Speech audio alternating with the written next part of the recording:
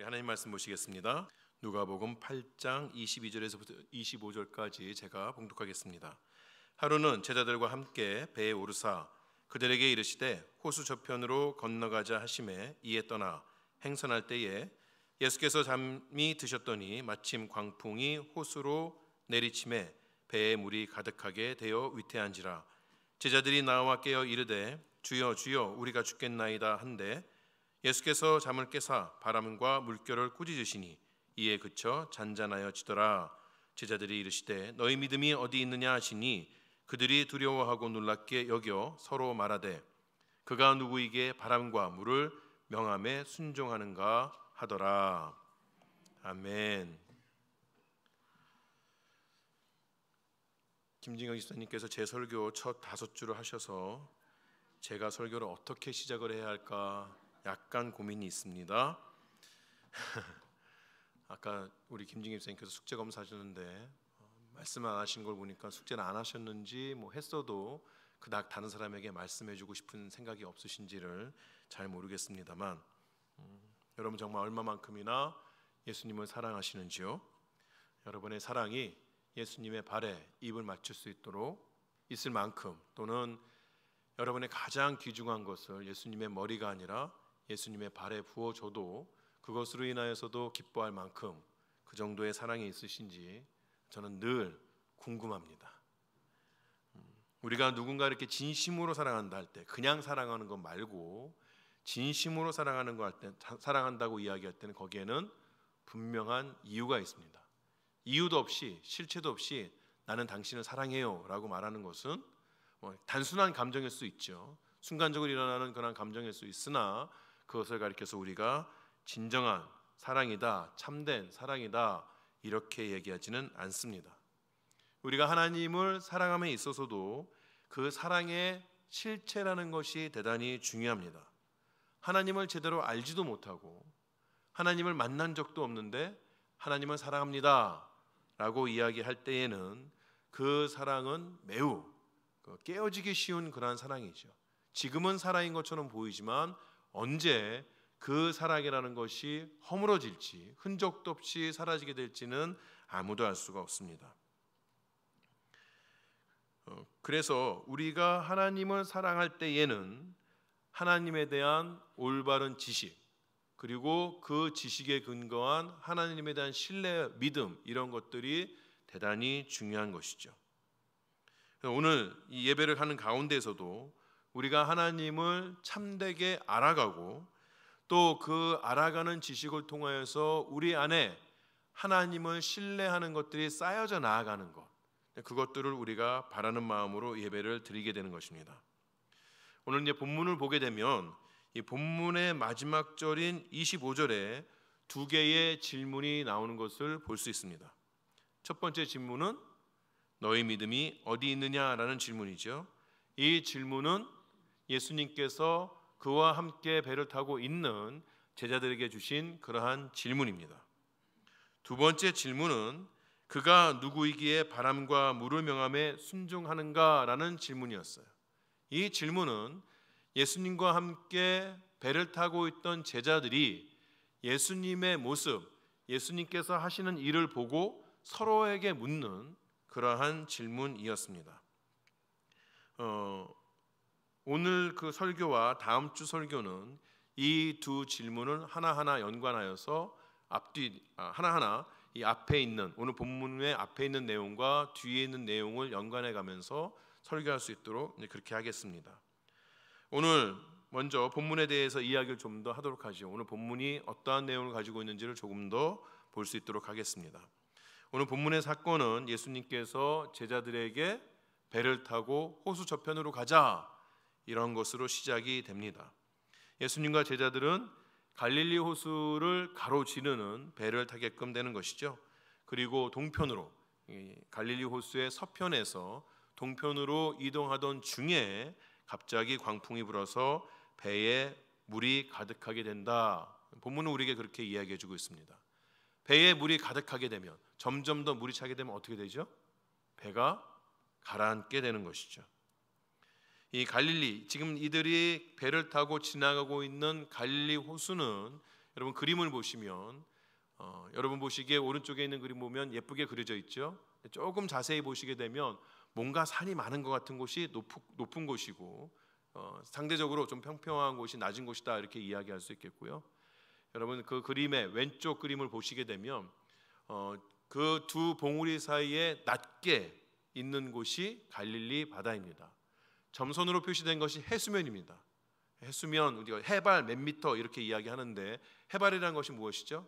해수면보다 얼마만큼 높이 있는가 낮게 있는가를 이야기하는 것이죠.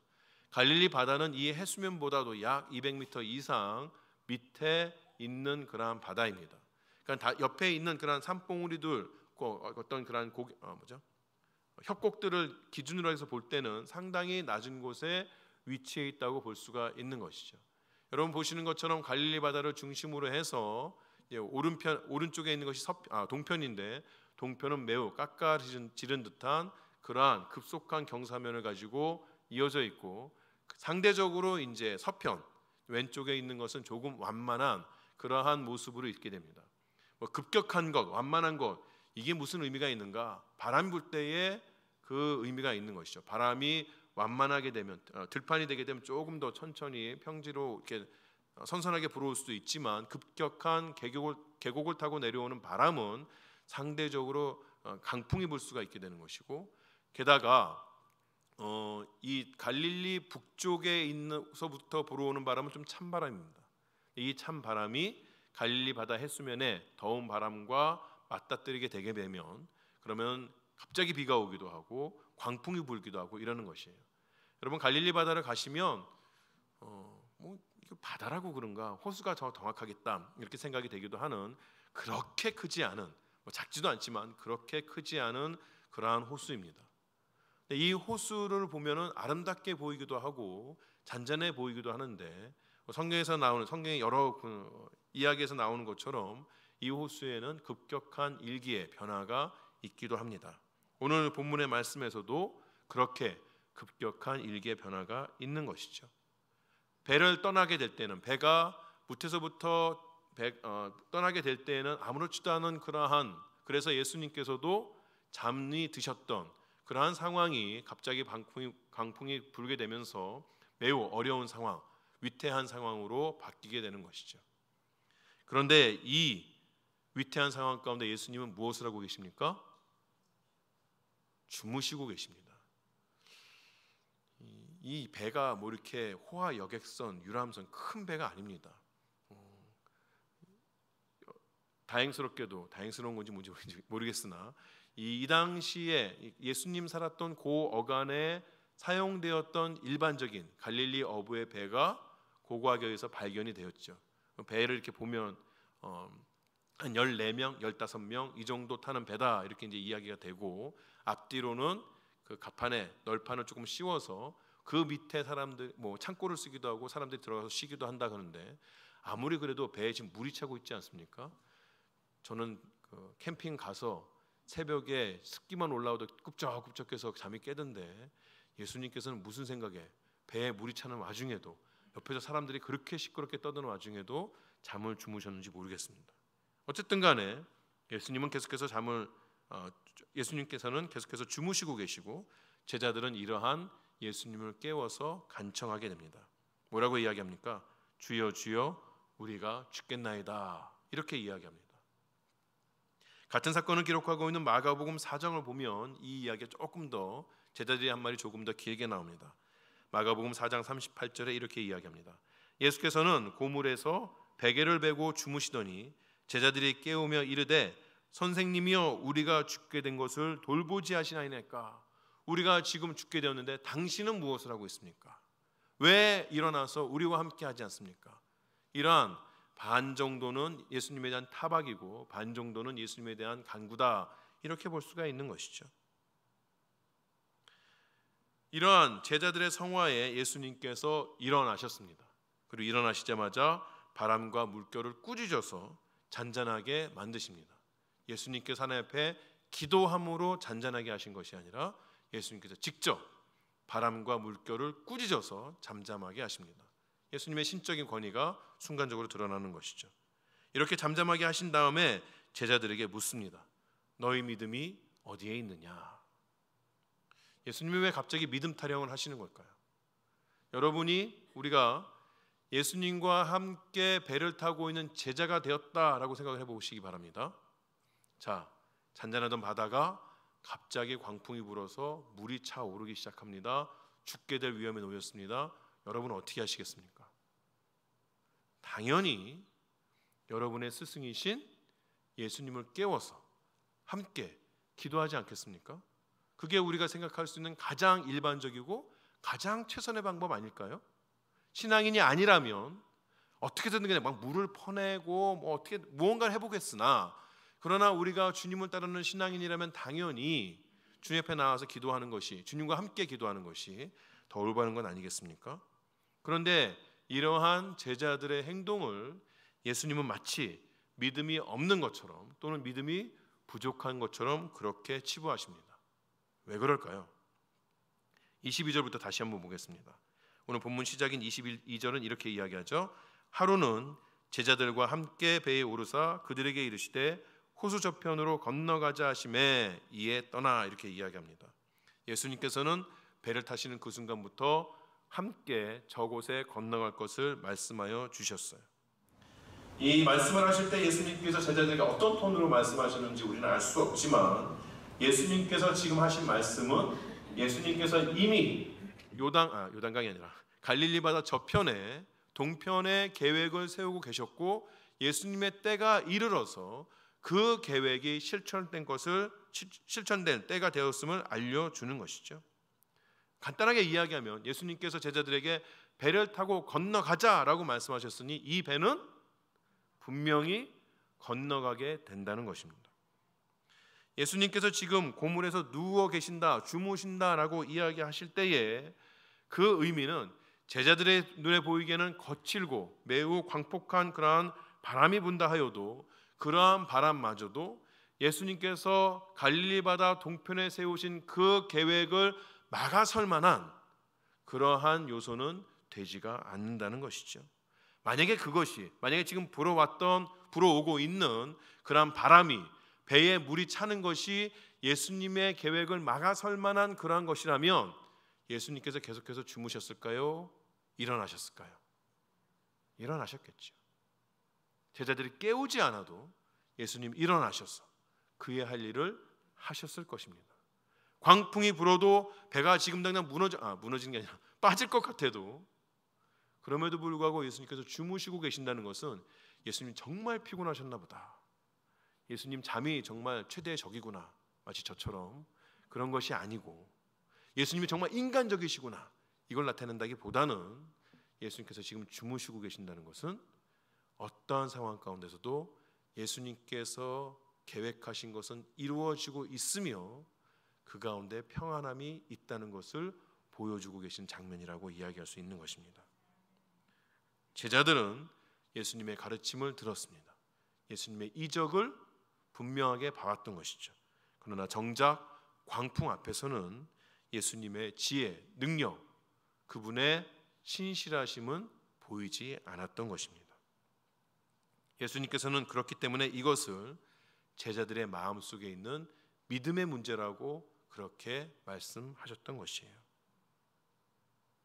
여러분, 만약에 우리가 그 제자들이었다면 우리의 마음은 어땠을까요? 우리는 그 가운데서 어떤 믿음을 보일 수가 있었을까요? 또 다른 말로 이렇게 다른 질문을 하게 되면, 그렇게 광풍이 부는 바닷가 한 가운데에서도 주무시고 계시는 그 예수님을 믿는 그 믿음을 우리는 어떻게 하면 가질 수가 있을까요? 오늘 이 질문들을 오늘 본문보다 앞서 예수님께서 하신 비유, 누가복음 8장 4절부터 15절까지에 나와 있는 비유를 통하여서 함께 말씀드릴 수 있도록 하겠습니다.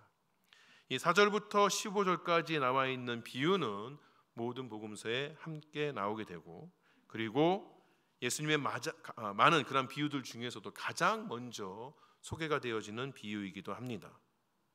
이 비유는 씨 뿌리는 자의 비유 이렇게 불리기도 하고, 또 다른 제목으로는 밭의 비유라고 불리기도 하는 것이죠. 오늘 우리는 이 두 제목처럼 두 가지의 관점을 통하여서 이 비유를 살펴볼 수 있도록 하겠습니다. 먼저는 우리 스스로, 예수 믿는 우리를, 또 이 세상에 있는 사람들을 밭으로 보면서 생각해 볼 수 있도록 하고요.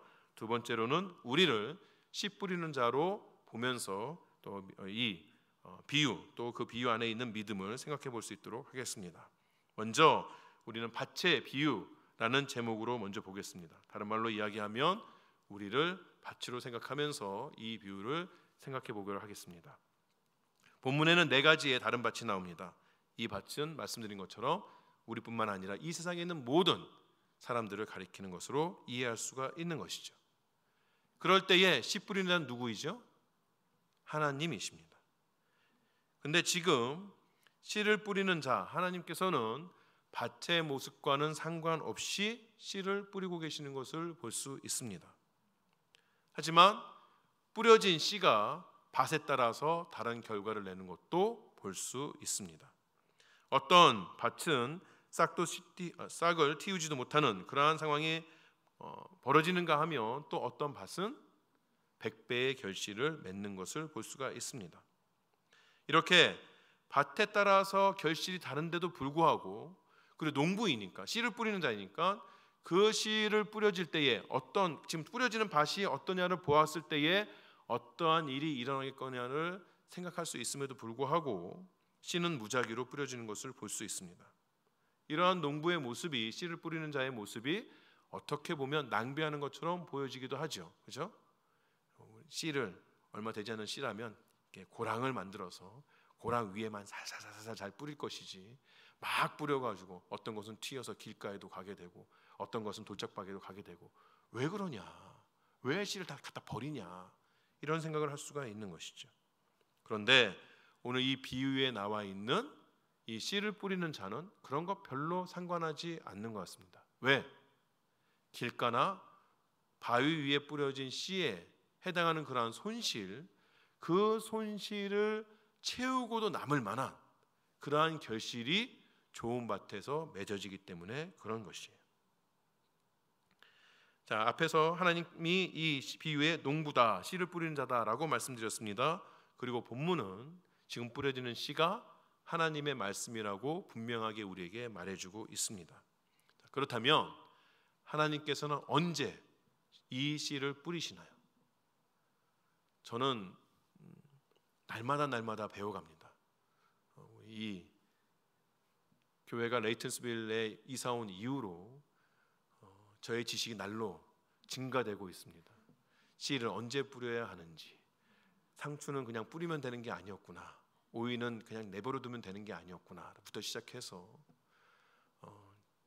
우리 권사님들께서 새벽 예배 끝나고 나서 뭘 이렇게 한 줌씩 쥐고 와가지고, 목사님 이건 이거예요, 제가 볼 땐 그게 그거고, 제가 밭에 나가면 다 잡초에 불과한데 이건 이거에 좋고 저건 저거에 좋고. 하나 아쉬운 거는 저의 기억력이 그렇게 좋지가 못해서 한 두세 달 뒤에 또 뽑아오셔도 또 똑같이 이건 뭐예요? 라고 물어보는 그런 아쉬움이 있긴 하지만, 우리가 씨를 뿌릴 때가 있잖아요. 그죠? 씨를 뿌릴 때가 있습니다. 근데 하나님께서는 언제 씨를 뿌리시나요? 하나님께서는 그 씨를 항상 뿌리십니다. 언제나 뿌리십니다. 하나님께서는 언제나 이 땅의 사람들에게 말씀을 허락하여 주십니다. 그렇지만 하나님께서 항상 그 씨를 뿌려주심에도 불구하고 그 뿌려진 씨앗들이 바라는 그러한 결실을 맺는 것은 아니었습니다. 무엇이 문제였을까요? 씨를 뿌리는 하나님이 문제였을까요? 아니면 씨앗에 해당하는 하나님의 말씀이 문제였을까요? 아닙니다. 문제는 밭이었던 것이죠. 오늘 본문 10절에 보면 그들로 보아도 보지 못하고 들어도 깨닫지 못하게 하려 함이라 라고 이야기할 때에, 보아도 보지 못하고 들어도 깨닫지 못한다는 그 이야기는 이사야서 6장 9절에 있는 말씀을 예수님께서 인용하신 것입니다. 이사야가 하나님 말씀을 전달할 때에 이러한 일들이 벌어지는 것이죠. 모든 이스라엘 백성들에게 동일하게 하나님의 말씀을 전달하였으나, 그러나 대부분의 이스라엘 백성들은 어떻게 합니까? 들어도 듣지 못한 것처럼, 보아도 보지 못한 것처럼 그렇게 살아왔다는 것이에요. 이런 일들이 이사야에게만 벌어지는 일입니까? 아닌 것이죠.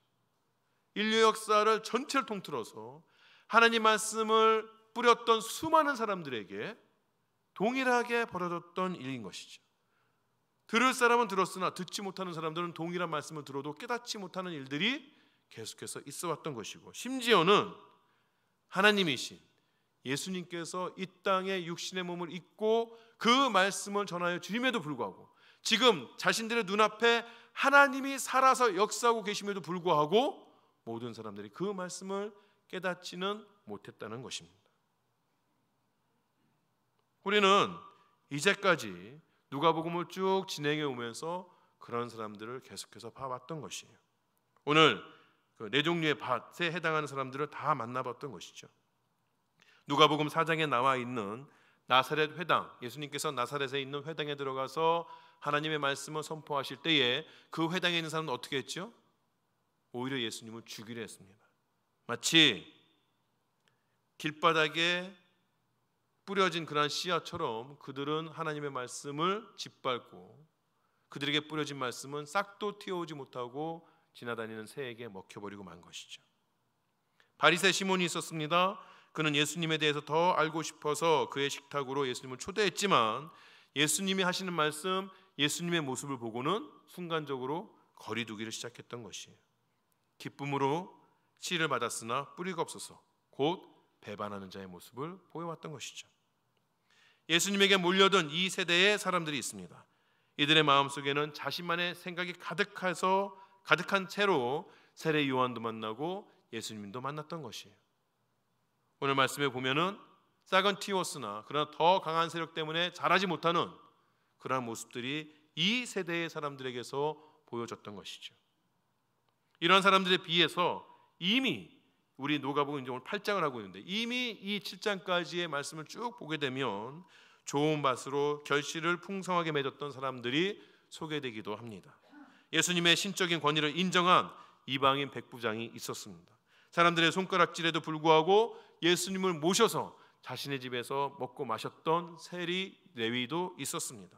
그리고 예수님에게 은혜를 받고는 자신의 가장 값진 것을 예수님의 발에 부었던 그러한 여자도 있었습니다.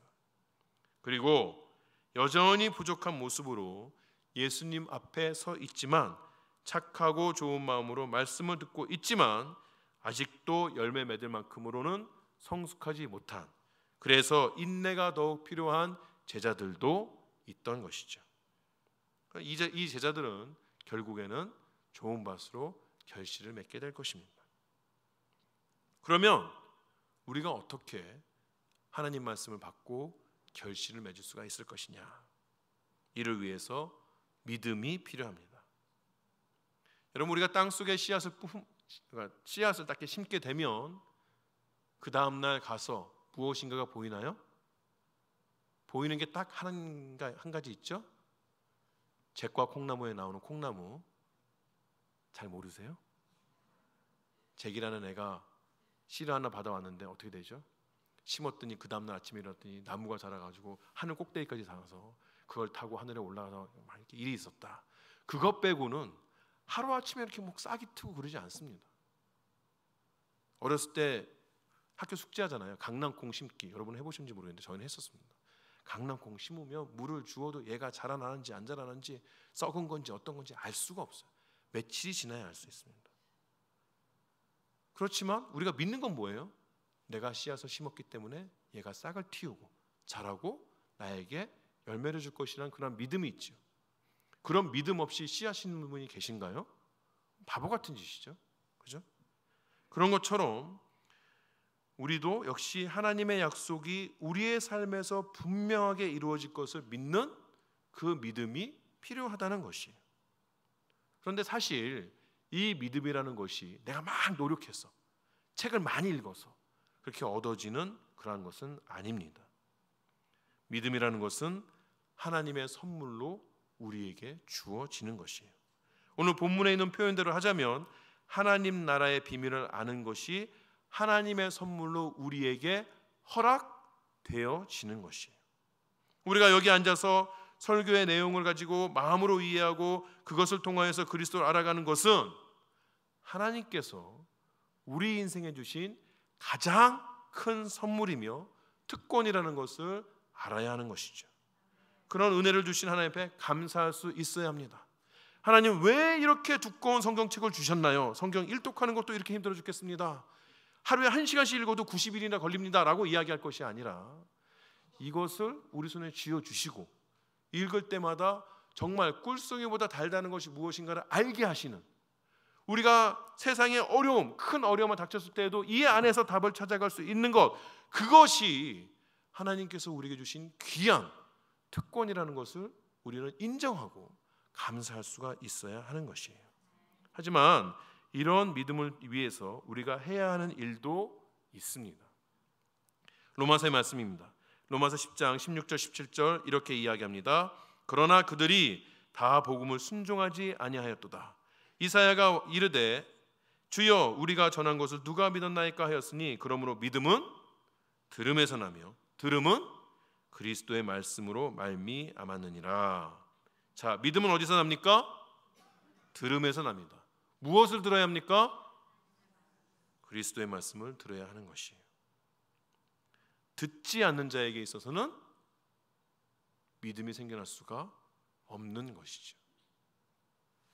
하나님께서 우리에게 믿음을 주셨다, 그리고 믿음을 키워나간다, 근데 그것이 하나님의 선물이라고 이야기하면 하나님께서 우리 머리를 여셔가지고 억지로 막 집어넣고 우리의 뜻과는 상관없이 막 기계 돌리듯이 돌리는 그러한 식으로 우리에게 믿음이 자라는 것은 아닌 것이죠. 하나님께서 우리에게 특권을 주시고 선물을 주셨을 때에 그 선물을 우리는 어떻게 역사합니까? 우리의 들음을 통하여서 역사가 되어진다는 것이에요. 그렇기 때문에 우리는 말씀을 들어야 합니다. 말씀을 가까이 해야 합니다. 제가 이렇게 주일날 설교하는 그것도 중요하지만 그것만으로 모든 것을 해결하려고 할 것이 아니라 성령께서 우리가 말씀을 읽을 때에 우리 안에서 역사하시는 성령께서 하시는 그 말씀을 들을 수가 있어야 하는 것이죠. 그것이 우리의 삶에 날마다 필요하다는 것입니다. 우리 교회가 계속해서 말씀에 대해서 강조를 하는 이유가 거기에 있어요. 여러분 일주일에 한 번씩 여기 오셔가지고 제가 지난 일주일 동안 반성했습니다. 아유, 얼마나 그렇게 설교를 길게 했는지. 우리 서성일 지사님이 설교를 유튜브에 올려주시면 제가 가장 먼저 체크하는 게 뭔지 아세요? 이번 주는 얼마만큼 했는가. 41분 50몇 초를 해가지고 심각하게 회개하고 짧게 하리라. 그래도 제가 40분 잘 안 넘습니다. 일주일에 40분 말씀 들어가지고 여러분의 믿음이 성장하길 바라는 것은 염치가 없으신 거예요. 안 됩니다. 그거. 목사님이니까 안 되는군요. 그러면 더 좋은 목사님의 설교를 들으면 되겠고요. 안 됩니다. 무슨 설교를 들어도 그 일주일에 40분은 죽었다 깨나도 안 됩니다. 되는 것처럼 느껴질 수는 있죠. 여러분이 여러분 스스로의 마음을 속이는 거죠. 나는 이 정도 됐으니까 내 믿음이 잘 자라고 있을 것이다. 여러분의 착각에 불과한 것입니다. 여러분, 우리가 스스로 말씀을 묵상하고 그리스도에 대한 참된 지식이 우리 안에 있어야지, 그것이 매일매일 밥을 먹는 것처럼 우리가 연습하고 매일매일마다 행하는 그 일이 우리 안에 있어야 하나님의 기적과 같은 일이 우리 삶 가운데 생겨난다는 것이에요. 이 험한 세상 가운데서도 우리의 믿음이 성장한다는 그 기적과 같은 일들이 하나님 말씀 묵상을 통하여서 이루어진다는 것이죠. 우리 인생에 광풍이 일어나게 될 때에 우리는 성경 안에 있는 우리의 믿음의 조상들을 지켜주시고 그들에게 하신 약속을 신실하게 지켜주셨던 그 하나님을 기억하게 되는 것이죠. 그리고 그 하나님 앞에 간구하게 되는 것입니다. 하나님, 그들에게 하신 것처럼 나에게도 하나님께서 주신 약속을 이루어 주시옵소서. 주께서 나를 붙드시고 하나님의 귀한 백성들에게 이김을 주셨던 것처럼 나에게도 광풍을 이길 힘을 더하여 주시고 승리의 깃발을 흔들 수 있도록 나를 붙들어 주시옵소서. 주님, 어떠한 상황이 우리의 인생 중간중간에 닥친다 하여도 마치 예수님께서 제자들에게 이 갈릴리 동편으로 가자라고 말씀하시고 이르게 하신 것처럼 하나님, 나에게 본향으로 가자라고 말씀하시고 이르게 하실 것을 믿게 하여 주시옵소서. 그러한 기도와 간구가, 또 그러한 기도를 들으시는 하나님에 대한 신뢰함이 우리의 삶을 버티게 하는 힘이 된다는 것이죠. 이런 기도는요, 정화수 떠다놓고 비나이다 비나이다 하는 것과는 전혀 다른 것입니다. 왜 다릅니까? 제가 맨 처음에 말씀드린 것처럼 실체가 있는 것과 실체가 없는 것의 차이인 것이에요. 우리가 주님 앞에 하는 기도는 하나님의 말씀을 통한 분명한 약속, 분명한 실체가 있는 간구입니다. 그 간구를 들으신 하나님께서 여러분의 인생 가운데 귀한 일을 이루어 주실 줄 믿습니다. 첫 번째 관점은 이렇게 정리하도록 하겠습니다. 두 번째 관점은 볼 텐데 짧게 보겠습니다. 짧게 본다는 것은 안중에서 짧게 보는 게 아니라 상대적으로 설명이 쉽고 간결하기 때문에 짧게 보는 겁니다. 뒤에 거는 안 중요한가 보다 이렇게 생각하시면 안 돼요. 두 번째는 우리를 씨 뿌리는 농부로 보는 그러한 관점입니다. 어떻게 보면 이 비유에 있어서 하나님께서 우리에게 말씀하여 주고자 하시는 것은 두 번째 관점일지도 모릅니다. 그것이 더 강조된다고 생각할 수도 있어요. 이렇게 생각을 해보죠. 예수님께서 지금 사람들한테 말씀을 주십니다. 말씀의 씨앗을 뿌리고 계시는 것이죠. 예수님 앞에 수많은 사람들이 있습니다. 자, 수많은 사람들이 있는데 예수님께서 그 말씀의 씨앗을 뿌리실 때에 그 밭의 모습이 보였을까요? 안 보였을까요? 다시 말하면 예수님께서 하나님 말씀을 전파하실 때에 어떤 사람이 그 말씀을 받을지, 어떤 사람은 내팽개칠지 아셨을까요? 모르셨을까요?